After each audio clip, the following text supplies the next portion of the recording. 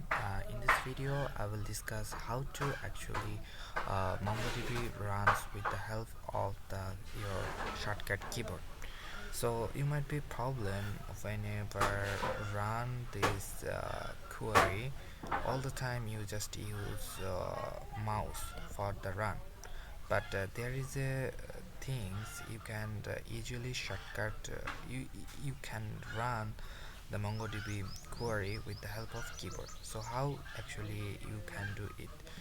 So you first of all you have to go to these icons here, runs option. So you have to do the right click and then go to the configure key binding, and then what you will have to do, then go to the plus sign, press click and then press what your actually your shortcut keyboard. So here my shortcut keyboard is control P double P.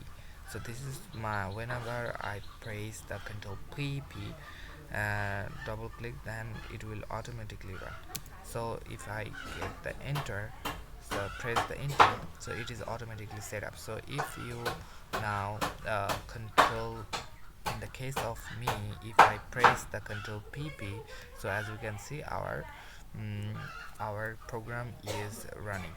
So it is my very short video. So if you like my video, please share these tricks. Thank you.